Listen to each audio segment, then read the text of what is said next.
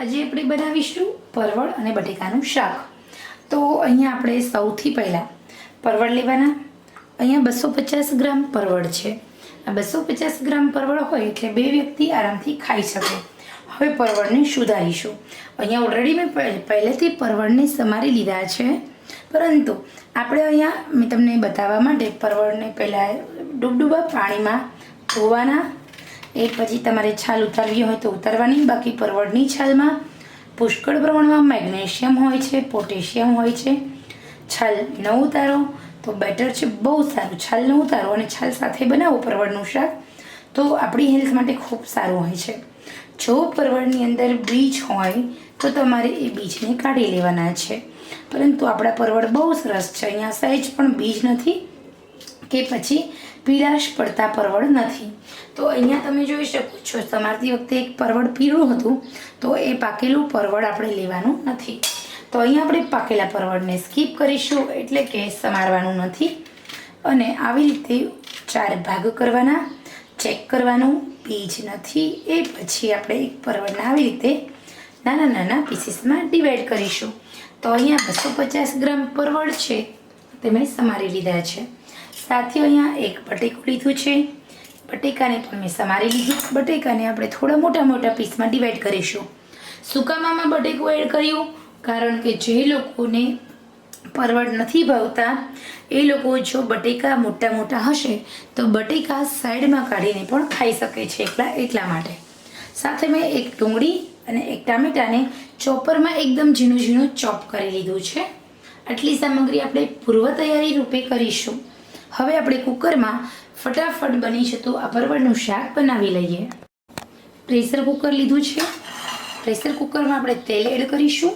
250 ગ્રામ પરવળ છે એટલે આપણે 1.5 ચમચી તેલ મૂકવાનું, વધારે તેલ આપણે લેવાનું નથી।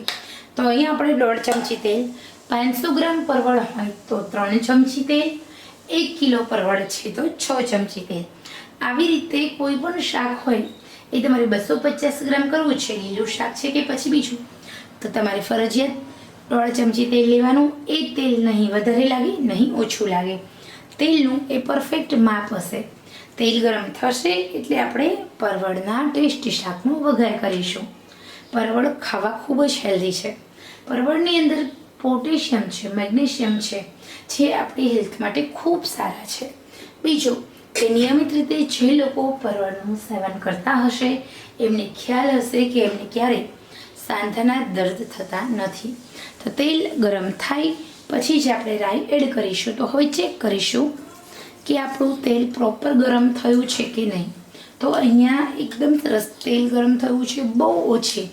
7 થી 8 દાણા રાઈ એડ કરવાની। રાઈ ફૂટે એટલે અડધી ચમચી જીરું ઉમેરી દેવાનું છે। તમે લસણ આમાં ઉમેરી શકો છો, મેં લસણ નથી ઉમેર્યું। અહીંયા આપણે ડુંગળી ઉમેરી દેવાની છે। આ ડુંગળીને આપણે ગેસની આંચ મીડિયમ કરીને સાંતળીશું, કારણ કે તમારી 2 થી 3 મિનિટ માટે ડુંગળીને સાંતળો તો એનો ટેસ્ટ ખૂબ સારો આવે છે। ટામેટાં ઉમેરી દેવાના છે। ટામેટાં ઉમેરી 1 મિનિટ માટે હલાવીશું। અહીંયા આપણે કોઈ ટામેટાની ગ્રેવી કરવાની નથી, ઓકે, કારણ કે આપણે કુકરમાં ઓલરેડી શાક બનાવીએ છીએ એટલે આપણે ટમેટાં કાચા રહેવાના નથી, ચડી જ જશે। બહુ ઓછામાં ઓછું હળદર, ટેસ્ટ અકોર્ડિંગ નમક એડ કરવાનું। પરવળ છે એ ગળી જશે એટલે એ રીતે નમક ઉમેરવાનું। લાલ મરચાંની અંદર કશ્મીરી મરચું અને રેશમ પટ્ટો બંને થોડું થોડું ઉમેર્યું છે। આ શાક થોડું તીખું હોય તો વધારે સારું લાગે છે। સાથે ગરમ મસાલો ઉમેરી દઈએ, બહુ ઓછો, અડધી ચમચી જેટલો। હવે આપણે બધા મસાલા ઉમેરી હલાવી લઈશું। સમારીને રાખેલા બટેકા ઉમેરી દઈએ। બટેકા અને બધો મસાલો 1 મિનિટ સુધી આમ જ આપણે ચડવા દેવાનો છે। ત્યાર પછી આપણે પરવળ ઉમેરી દઈએ। પરવળ ઉમેર્યા પછી આપણે હલાવી લેવાનું છે।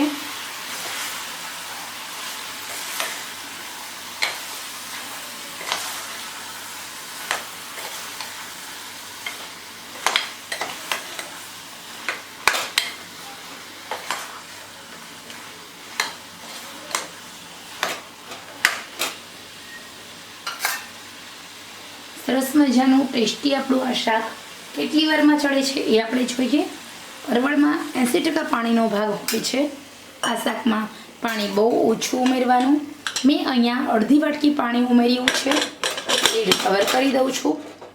પરવળ અને બટેકા બંને ફટાફટ ચડી જશે. તો હવે અહીંયા આપણે વધારે નહીં, 2 સીટી થવા દઈએ. તો અહીંયા આપણું એકદમ સરસ મજાનું પરવળ બટેકાનું શાક કુકરમાં બનીને રેડી થઈ ગયું છે. તેલ પણ પરફેક્ટ છે, રસો પણ પરફેક્ટ છે. તો ખરેખર સિમ્પલ સરળ આપણા ઘરના રસોડામાં બનતું આ શાકની રેસીપી નોંધી લેજો અને હા, બનાવજો જરૂર.